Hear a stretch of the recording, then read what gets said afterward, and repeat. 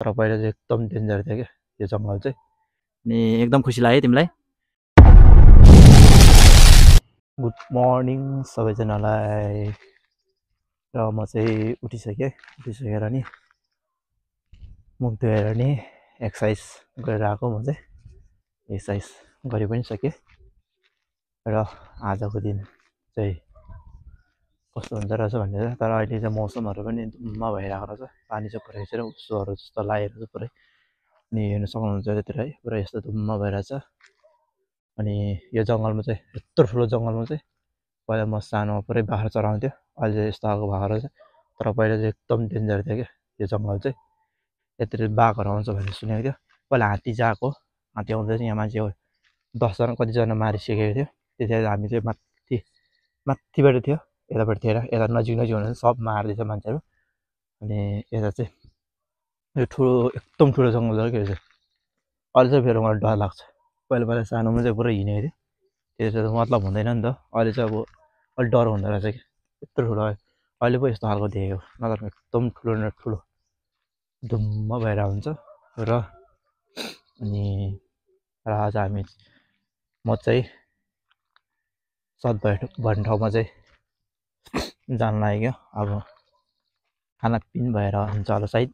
र म चाहिँ उठेर म एक्सर्साइज गरेर सही हिँडिरहेको। र सबैजना चाहिँ गुड मर्निङ है। र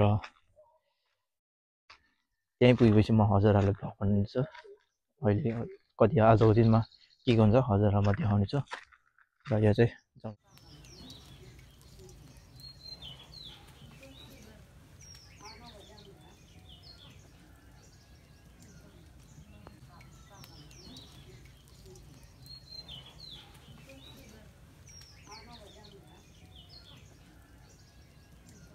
फाइनली हामी चाहिँ सतभाइमा आइपुगिसक्यो। र मेरो साथमा एउटा सानो छोटे भाइ हुनुहुन्छ। र भाइले के बनाउँछ, के कस्तो लाग्यो भाइ तिमीलाई यहाँ आएर चाहिँ? ठिक लाग्यो है। के भन्न चाहन्छौ होला, के भन्न चाहन्छौ तिमी मेरो युट्युब च्यानलको साथीहरूलाई? धन्यवाद। धन्यवाद। कस्तो लागिरहेछ चाहिँ तिमीलाई यहाँ मामको घरमा आउनु भएर चाहिँ? र एउटा भाइले एउटा सानो एउटा हाँस्ने खालको अलिकति सानो डायलग हान्थ्यो त, उदन साडी यदन साडी तेरो मम्मीले लाउँछ चाटेको साडी। अनि अरू कोट्याएको कहिले मान्छेको चाकिने कोट्याएको। अनि अरू पनि भन, एउटा राम्रो खालको अलिकति फुलफुल बोर्डमा पत्ता नभए नि फुलफुल बोर्डमा पत्ता नभए नि तैँले किस खान्छन् अगाडिको दाँते नभए नि। एकदम खुसी लाग्यो तिमीलाई? र यताबाट हेरेर सबैजनालाई हाई गरिदेऊ त। हाई। हो ल, भाइसँग भेटेर चाहिँ एकदम खुसी लाग्यो। र अहिले भनौँ न यहाँनिर अब हजुरआमाको घरमा चाहिँ म ठ्याक्कै आइपुगिसकेँ। र एकदम रमाइलो थियो। र हामी जानुपर्ने अब पहिला म चाहिँ उता माथिपट्टि एकदम रमाइलो थियो। बसको बन्नुको बेलामा चाहिँ एकदम राम्रो थियो। यत्रो यो हाम्रो यो सानो भाइ जत्रो यत्रै थियो क्या म चाहिँ है। त्यसपछि अनि उहाँले त मलाई भेट्थेन, तर पनि म आफै सम्झेर चाहिँ मलाई त्यस्तो ठुलो मान्छे यस्तो चाहिँ अब हुनु न, त्यो घमण्ड पनि चाहिँ मलाई देखाउनु मन लाग्दैन। र सबैसँग भेटघाट गरौँ। एक बार जन्मेको मान्छे है, त्यस्तो अब घमण्ड मन चाहिँ देखाउनु हुँदैन। सबजना भेट्नुपर्छ। पैसा भनेको ठुलो कुरो होइन। अब पैसा भनेको केही चिज हो, तर सबै चिज होइन भनेर चाहिँ त्यो चाहिँ हामीले बुझ्नुपर्छ। र पैसा अब आज छ त भोलि छैन। र हाम्रो जीवन पनि त्यस्तै हो। र अब जीवन बाँच्नुसम्म आफन्त मान्छे चाहिँ एकदमै इम्पोर्टेन्ट नै हुन्छ। जीवनमा पैसा जति सके नि, तर हाम्रो सम्बन्ध कहिले पनि नसकोस्। र हाम्रो भाइलाई अब भेटिसकेको छ। र भाइसँग अब रमाइलो गर्नुको लागि चाहिँ अब हामी भरे चाहिँ भाइलाई क्वेसन सोध्छु। र अब प्रश्न सोद्धाखेरि चाहिँ भाइले ठ्याक मिलाउनु भयो भने भरे टन्नै हुनुहुन्छ। र सबैजना सोद्धाखेरि चाहिँ भाइहरूले मिलायो भने पैसा पाउँछ। त्यतिखेर चाहिँ अब अझ 2 दिन भयो र अझै 3-4 दिन बसिन्छ। त्यसपछि चाहिँ कुरा गर्दै गरौँला। र अब चाहिँ यति नै होला। र अब कता के गर्ने आजको दिनमा चाहिँ म हजुरलाई देखाउने छु। त्यो छ भाइ आऊ यहाँ, मेरो छोटे भाइले चाहिँ क्यामेराम्यान हाम्रो छोटे भाइ। र हामी यहाँनिर पुलमा चाहिँ आइसकेको छौँ फोटोसोटो खिच्नुको लागि। र हजुरहरू हेर्नु सक्नुहुन्छ यहाँनिर जो रमाइलो छ यो पुल हो।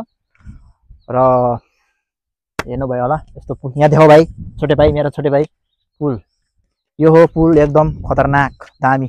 र फाइनली यहाँ हजुरआमाको घरदेखि यता तल चाहिँ एउटा पुल रहेछ। यो पुल चाहिँ एकदम ठुलो छ, हेर्न सक्नुहुन्छ। र एकदम मौसम पनि धुम्म भएर छ हजुरहरूले देख्नु भएको नि होला सर्लाहीको ठाउँमा र एकदम भनौँ न यो ठाउँ चाहिँ एकदम दामी पुल यो पुल त होइन यो खोला चाहिँ एकदम ठुलो बगेको हुन्छ र हामी चाहिँ यहाँ के गर्न आएको भने चाहिँ हामीले छोटे भाइ हाम्रो छोटे भाइ र म चाहिँ यहाँनिर फोटो खिच्नु लागि चाहिँ दामी दामी पोस्ट खिच्नु लागि चाहिँ यहाँ आएको हो र हजुरहरूले देख्नुभयो होला पुल पनि र पुल त अब एउटा दुईवटा पोस्ट खचाखुचुक गरेर हान्नु पर्यो र मस्तले पेटबाट ड्याममा खाएर हिँडिरहेको छु र एउटा दुईवटा पोस्ट हान्छु आजको लागि चाहिँ यति नै होला गाइस र नेक्स्ट ब्लगमा भोलि अब के हुन्छ हजुरहरूलाई म देखाउने छु आजको लागि चाहिँ हाम्रो छोटे भाइ के छ के भन्दा कस्तो लागिरहेछ तिमीलाई ठिक लागिरहेछ दामी लागिरहेछ है ठिक छ छोटे भाइ मलाई भेटेर कस्तो लाग्यो तिमीलाई दामी लाग्यो र भरे कहिले हुन्छ टाइम मिल्ने बेला हाम्रो छोटे भाइहरूलाई प्रश्न सोधिन्छ र भन्नु यति मिल्यो भने पैसा कति पाउँछ भने अब एउटा अब प्रश्न सोधियो 10 रुपियाँ 5वटा क्वेसन सोध्छु म मेरो भाइ छोटे भाइले त प्रश्न चाहिँ 5वटा मिल्यो भने 50 रुपियाँ ड्याम जसो भने 5वटा चाहिँ मिलाउने हो 50 रुपियाँ चाहिँ दिने नै हो र हाम्रो छोटे भाइ मात्र हुँदैन त्यहाँ छोटे बहिनी को हुनुहुन्छ सबैजनालाई रमाइलो गर्नुपर्छ यो ठाउँमा चाहिँ अरूभन्दा चाहिँ के लाग्यो भने चाहिँ अलिक विकास नभएको ठाउँ अलिक विकास नभएको जस्तो चाहिँ लाग्यो मलाई चाहिँ अब यहाँको अब सबैजना अब दिमाग भएको है भरभर केटाकेटीहरू सबैजना कि अब कस्तो भने चाहिँ सबै अब आफ्नो आफ्नो ठाउँ यसो छोडेर चाहिँ अब कुनै अब काठमाडौँ कुनै अब विदेशतिर लाग्छ नि त होइन त्यत्रो मान्छे अब गर्ने त्यस्तो मान्छेहरू सबैजना बाहिर लागेपछि यहाँ चाहिँ अभुत्तो त्यस्तो बसेपछि त कसरी विकास हुन्छ हामी सबैजना बसेर एकदम आफ्नो ठाउँलाई एकदम राम्रो बनाउनुपर्छ र अब बाडाबुडी मात्र क्या कस्तो मनमा एकदम नराम्रो भयो क्या अब दिउँ भने नि केही छैन र यदि मेरो भयो भने मेरो मनले सक्दो दान चाहिँ म दिने नै छु र पैसा नै ठुलो भने चाहिँ कहिले नै सोच्नु हुँदैन जसको पैसा त्यस्तो दिमागमा राखिन्छ त्यस्तो मान्छे चाहिँ मेरो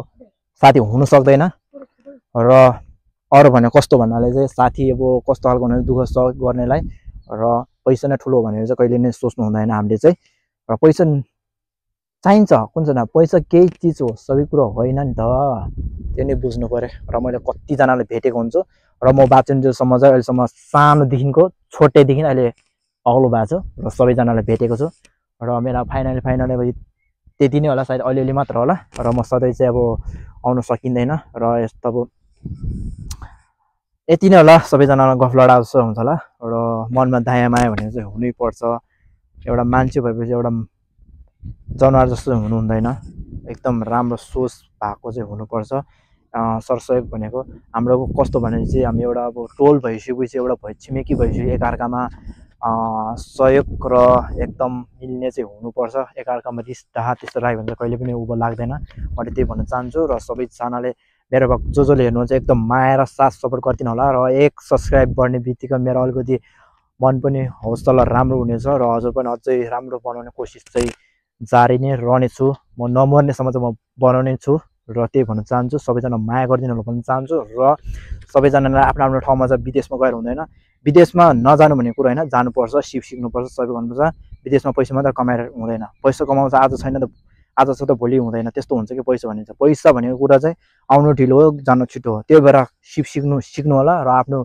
देशमा आएर विकास गर्नु होला भन्न चाहन्छु सधैँ बाहिर ठाउँमा बसेर हुँदैन आफ्नो ठाउँलाई पनि नेपालको ठाउँलाई एकदम सुन्दरता बनाउनु चाहिँ सिक्नुपर्छ मान्छेको ठाउँलाई होइन कि आफू पहिला सुन्दरता भएपछि सबै कुरा सुन्दरता चाहिँ हुन्छ र यस्तो बाडाबुडीहरू छोडेर आफ्नो बाउ आमालाई त्यसरी चाहिँ नजानु भन्न चाहन्छु त्यो बाध्य भन्छ नि बाध्य त हो यार बाध्य त हो जानुपर्छ र आउनुपर्छ फर्केर कुनैलाई कल नगर्ने के भएर हुन्छ कस्तो भनेको त्यो केटाहरूलाई चाहिँ कस्तो भन्छ भने चाहिँ तिमीहरूको मनमै नभएको क्या कस्तो भने कसम चाहिँ म त्यही भन्छु कि साँच्चै तपाईँहरू म थर्का जस्तो होइन मेरो दाजुभाइ जो हुनुहुन्छ आफ्नो बाउ आमालाई सधैँ मान्नु गर्नु होला एकदम मान्नुपर्छ आफ्नो बाउ आमालाई बडा भएपछि यत्रो हेरेको थियो है हेर्नु भएपछि आउनुपर्छ टाइममा आउनुपर्छ है त्यस्तो गर्नुपर्छ र त्यही भन्न चाहन्छु सबैजनाले माया र साथ सपोर्ट गरिदिनु होला भन्न चाहन्छु एउटा अब दिदी हुनुहुन्छ भने भाइ सोचेर भाइ भने अब दाइ सोचेर त्यही गरिदिनु होला सबैजना त्यही भन्न चाहन्छु सबैजनालाई जय नेपाल।